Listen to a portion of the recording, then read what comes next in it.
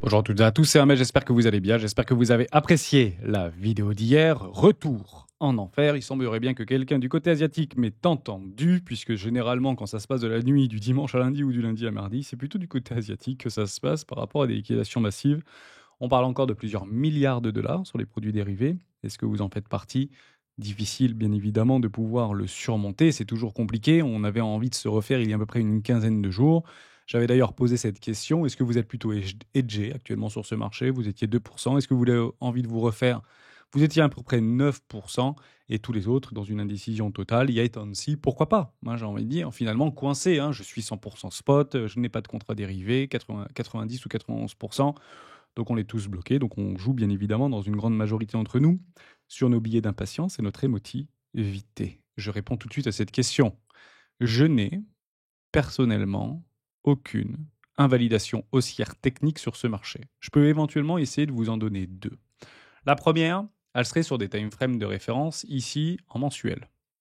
Si on venait à clôturer, et on y est d'ailleurs, hein, le mois de février en dessous des 3000 milliards de dollars sur le crypto total, je vous le dis franchement, ça me gonfle. C'est chiant parce que vous avez une magnifique pattern de retournement sur des time frames en mensuel. C'est pas très bullish l'histoire. Vous en avez une deuxième. C'est ici, par rapport à une cassure des 1,7 000 milliards de dollars, ce qui correspondrait à peu près aux 50 000 dollars sur Bitcoin. Vous en avez éventuellement une troisième. Je vous la donne ici en 1000. Et je sais à quel point ça peut être un petit peu tiré par les cheveux. Certains feront des choses comme ça. Ah, si on n'est pas en dessous, c'est que c'est boule. Mais encore une fois, ça ne nous aide pas trop parce qu'on sera en dessous des 50 000 dollars. J'aurais déjà eu mes premières invalidations techniques. Donc on peut prendre éventuellement celle-ci. Vous voyez, vous prenez une trendline, vous allez la monter, la monter, la monter, la monter, la monter.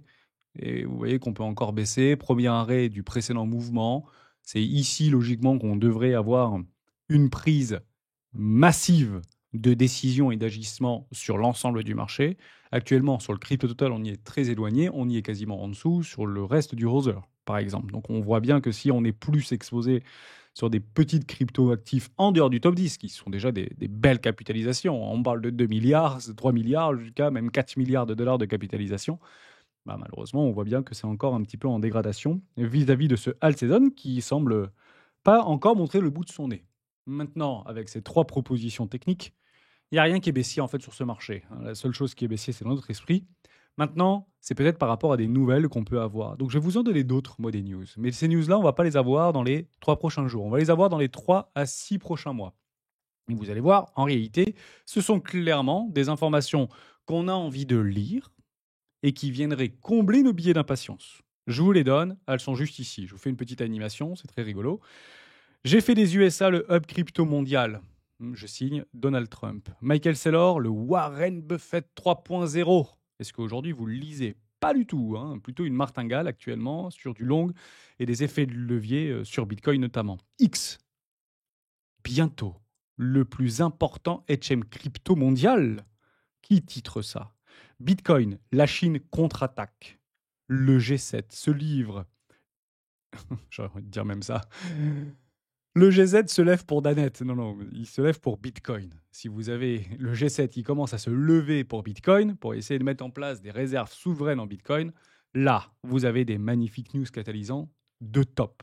Et c'est à ce moment-là, très précisément, lorsque vous allez voir une ou plusieurs de ces informations-là dans les 3, peut-être 6 ou peut-être 8 prochains mois, qu'on aura un effet exactement contraire à ce qu'on est en train de vivre actuellement, d'une euphorie pour aller chercher une cupidité.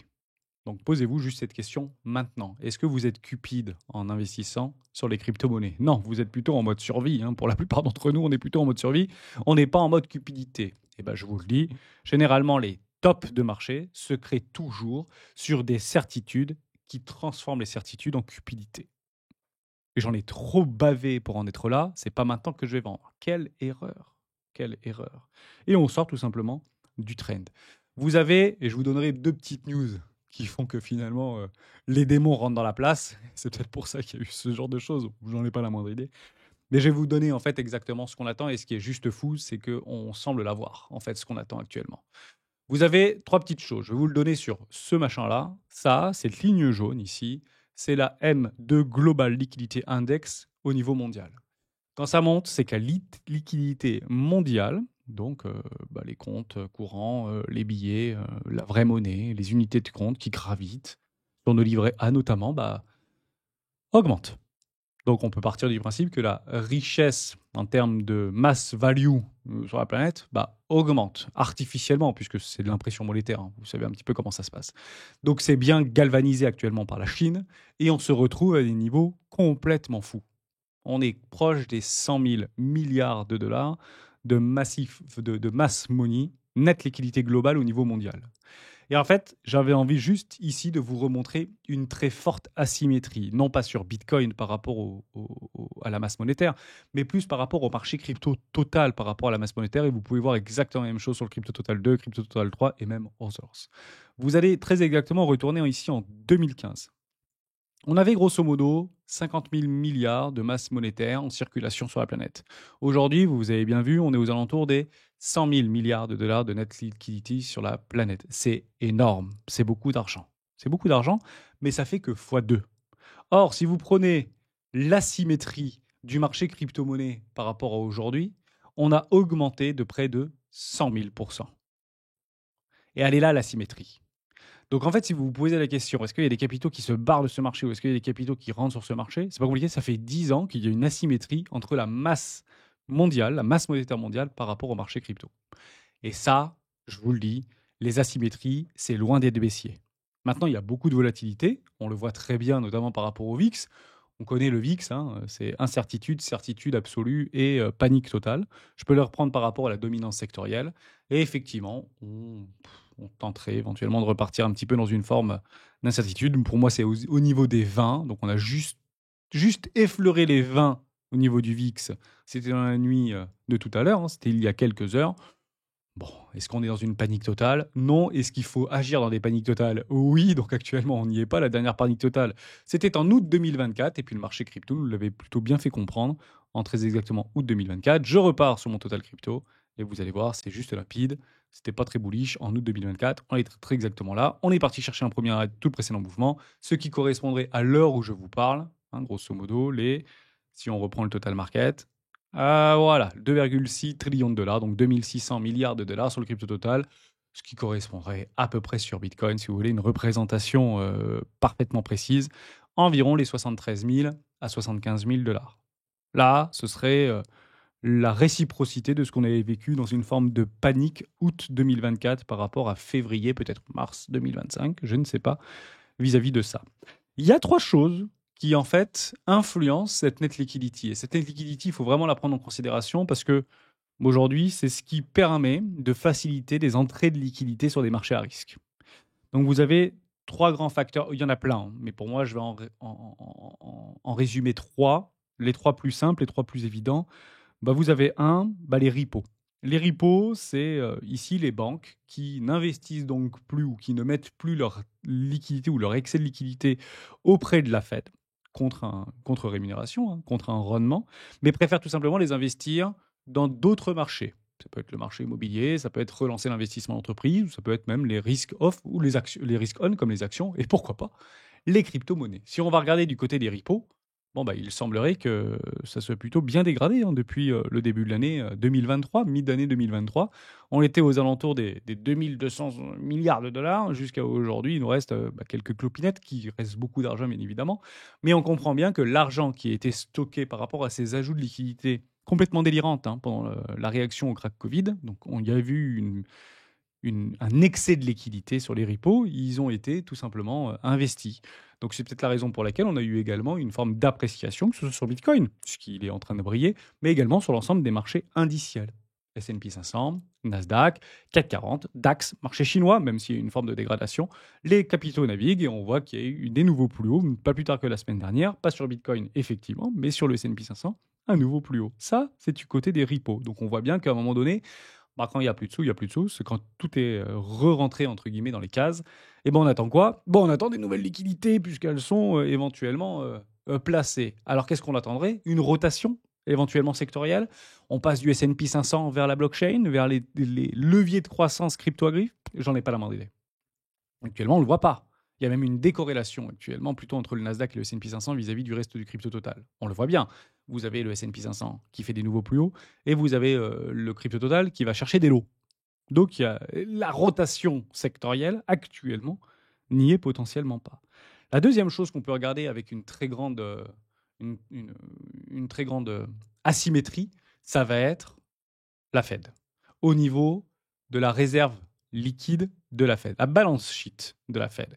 On le savait, Jérôme Powell nous l'avait dit il y a à peu près 4 ans en arrière, son objectif c'était de l'envoyer aux alentours des 3600 milliards de dollars de bilan au niveau de la Fed. On y est encore très loin, mais vraiment très loin. Mais force est de constater qu'on continue à réduire la voilure au niveau de la Banque centrale américaine, comme toutes les autres banques centrales américaines, européennes, comme la BOJ, comme j'ai envie de dire partout. Les seuls qui ont fait un petit contre-pied, c'est du côté de l'Asie actuellement, même si on n'a pas forcément des données précises. Les données précises, on les a logiquement sur la balance sheet vis-à-vis de la Fed, la Réserve fédérale américaine. On est très loin de l'objectif de Jérôme Powell. Mais ils ont la tête bornée, hein. Ces gens-là ont la tête dure. Leur objectif, il y est. Donc, il ne va pas renvoyer de la voilure, il ne va pas réenclencher de la liquidité au niveau de leur mécanisme de levier, leur propre levier qu'ils puissent, eux, maîtriser sans un catalyseur ou sans un prétexte. Eh oui, hein, ils font pas pour faire plaisir les marchés, ils ne feront pas plaisir aux bitcoiners. Ils n'en ont rien à cirer des bitcoiners. Eux, leur cher objectif, c'est la stabilité des prix. Donc, si vous commencez à renvoyer un max de liquidité et vous baissez les taux à zéro, voire allez, on reprend la planche à billets, c'est juste formidable, vous avez compris que c'est un petit peu contre-intuitif par rapport à une inflation qui est pas encore pleinement sous contrôle. Donc c'est ça qu'on peut éventuellement attendre, une vraie dégradation au niveau de l'inflation. On en a quelques stigmates, mais c'est pas suffisant actuellement pour Jérôme Powell. Et c'est la raison pour laquelle on avait fait ce live il y a 2 semaines entre le grand combat Donald Trump d'un côté et Jérôme Powell. Maintenant, est-ce que ça peut éventuellement ne pas avoir d'impact significatif sur le marché au niveau de la liquidité? Ouais, si on explique qu'il y a beaucoup de subventions qui vont commencer à arriver ou de la possibilité d'avoir plus de liquidités, ou en tout cas mieux réparties par rapport aux Américains, donc plus de disponibilité, ce que je vais résumer en plus de pouvoir d'achat, c'est peut-être ce pouvoir d'achat supplémentaire qui pourrait aller dans une quantité moindre ou supérieure dans les marchés à risque. Quand vous avez un surplus de liquidité, c'est pas très français, hein, c'est plus américain, vous le placez en fait. Vous essayez d'en faire des petits, vous allez mettre vos soldats pour les faire bosser tout simplement. Donc ces subventions-là, comme elles avaient été complètement exacerbées pendant le Covid 2019, 2020 et 2021, sur les marchés crypto. La troisième chose qu'on va éventuellement regarder, on l'a vu juste avant, c'est la masse globale. Et actuellement, elle augmente, tout simplement. Donc si elle augmente, c'est plutôt positif actuellement pour les marchés plus à risque. Donc il y a un déséquilibre, une digression entre le marché crypto et actuellement la liquidity, qui est plutôt une digression psychologique par rapport à une volonté un tout petit peu trop cupide sur les dernières semaines, peut-être derniers mois, à vouloir, se refaire de façon plus récente, vouloir gagner bien plus que de raison. Donc généralement, les excès sont relativement rapidement corrigés par le marché. Maintenant, il va falloir se poser la simple question. La question est peut-être la plus importante qu'il faut se poser. Je vous gonfle avec ça, mais c'est ce qu'il faut regarder. Vous avez le Shopiness, je vous en avais parlé la semaine dernière, je vous en ai reparlé hier, je vais vous en reparler ici. Ah, il n'y a rien pour l'instant, d'accord? C'est une toute petite dégradation. Mais la seule question que vous devez vous poser, c'est si vous prenez une forme de cyclicité, on est haut, on va là, on est haut, on va là, on est haut, on va là, on est haut, on va là, on est haut, on va là, grosso modo, entre 3 et 6 mois. 6 mois pour moi, fin de cycle. Posez-vous la question. Et ça viendra et ça finira par y aller. Hein. C'est pas Madame Irma. Le truc, ici, finira par aller là-dedans. Posez-vous cette question. Est-ce que vous pensez qu'on sera plus haut ou plus bas que les 3 000 milliards de dollars sur le crypto total? Est-ce que vous pensez qu'on sera plus haut, voire beaucoup, voire vraiment, vraiment beaucoup plus haut? Ou est-ce que vous pensez qu'on sera plus bas ou beaucoup, ou vraiment, vraiment, vraiment plus bas? Voilà. Est-ce que j'ai la réponse? Actuellement, non. Moi, je joue les probabilités. Et la probabilité m'indique, dans une dynamique de flux, que c'est plutôt la hausse qu'il va falloir privilégier. 2 petites news, et je finirai là-dessus, et j'espère vous avoir aidé, et peut-être repenser à prendre du recul par rapport à ces 5 news que je vous ai proposées dans le début de cette vidéo. Le jour où on aura ce type de catalyseur, croyez-le ou non, je me casse de ce marché. C'est pas maintenant que je vais me barrer. On n'est pas suffisamment cupide pour pouvoir se barrer de ce marché. Si vous ne l'avez pas vécu, je le comprends. Mettez-moi dans les commentaires si vous étiez là en 2020, 2021, et d'avoir cette sensation de cupidité exacerbée qui, généralement, nous fait perdre la tête. Actuellement, ma tête, elle est bien placée sur ma tête, sans aucun problème, en tout cas, entre mes épaules. Deux petites news, et je les trouve vraiment sympas. La première, c'est celle-ci. De sceptiques acteurs, Citadel Security prévoit de s'étendre au trading de crypto-monnaies en apportant de la liquidité, notamment du côté de Coinbase, notamment de Fidelity, notamment de ADX Crypto, etc., des réserves institutionnelles. Bon, on apprend quand même que ça fait déjà depuis 2023 qu'ils collaborent avec les différents acteurs prépondérants, notamment des initiateurs des ETF. Là, il se met au grand jour, de sceptiques à acteurs. Est-ce que ça, c'est baissier? Non, ça, c'est une nouvelle, donc c'est une rumeur. Et actuellement, est-ce qu'il y est à fond dedans? Non, il a un doigt de pied dedans. Quand il y sera à fond, ce sera tout simplement pour nous trucider. Voilà. Si vous voulez éventuellement avoir un petit démon ou un gros démon, c'est là. Citadel, il n'est pas là pour nous faire plaisir, il n'est pas là pour nous faire pumper nos bagues. Mais partez du principe que les petites crypto-monnaies de 100 millions de dollars, il y touchera pas, il ne le regarde même pas, il n'a même pas le temps en fait de juste d'entendre les 3 petites lettres qui résonnent parfois dans nos wallets. Il s'en fout complètement. Lui, ce qu'il fait, c'est de la mass value et il va aller déplacer les prix pour essayer de nous mettre dans une forme de cupidité la plus folle possible, comme il sait très bien le faire. Donc ça, c'est pour moi plutôt bullish. Quand ce sera effectif, quand on aura les résultats de ces agissements, Citadel explose en 2025, des résultats canonissimes en 2025, parti pour faire un plus 100, je sais pas, vous pouvez imaginer tout ce que vous voulez. À ce moment-là, on se barre. À ce moment-là, on se barre. Deuxième news qu'il fallait absolument que je vous dise, c'est ça. Ça, c'est ce qui a probablement fait flancher le marché. Sam Bankman-Fried retweet, il y a très exactement 4 heures, il n'était pas en prison, ce monsieur-là. Il a récupéré. Il n'était pas banni pendant 10 ans des plateformes de réseaux sociaux ou de je sais pas quoi. Bon, grosso modo, il parle tout simplement des fonctionnaires. Voilà. Et ça a été plutôt catalyseur. Apparemment. Est-ce que c'est lui, en revenant sur le marché, qui baisse de 10%? C'est pas complètement impossible, je dis en passant. Je trouve ça juste dingue. Moi, j'aurais depuis très longtemps coupé mes comptes et je serais parti me mettre au vert pendant au moins les 10 prochaines années dans un temple bouddhiste. Visiblement, je ne suis pas américain et je ne sais pas trop ce qui se passe dans leur tête, mais ma foi, c'est pas si évident que ça, tout simplement. Voilà les deux petites news qu'on avait. Côté SBF qui retweet, il fait littéralement braquer le marché. Et Citadel qui potentiellement vient se frotter avec les gros pour apporter de la liquidité avec ses minces moyens, petit clin d'œil. J'avais juste envie de vous parler de Pectra. Bon, finalement, on le fera tout simplement pas. Donc, je vous laisserai lire parce qu'il y a eu quand même une information très nickel au niveau des cryptos. Donc, reprenez-le, crypto, Spectra, mise à jour blockchain. La seule chose que je voulais regarder avec vous, c'était la EIP 7702, qu'on appelle l'abstraction de compte. Ça permet plusieurs choses. La première, c'est signer un lot de transaction en une seule. Bon, en somme, réduire les frais de transaction. Payer les transactions avec le token de son choix et non plus seulement avec des ETH. Ça c'est incroyable. Ça, c'est incroyable parce qu'on vient directement toucher ce pourquoi on peut avoir aujourd'hui et holder, voire staker de l'Ethereum. C'est par rapport à la contrainte liée à l'utilisation de son token au sein de son infrastructure et de son protocole. Si ici, des mises à jour permettent, via différents mécanismes, de se substituer de payer en Ethereum, je suis un peu dubitatif.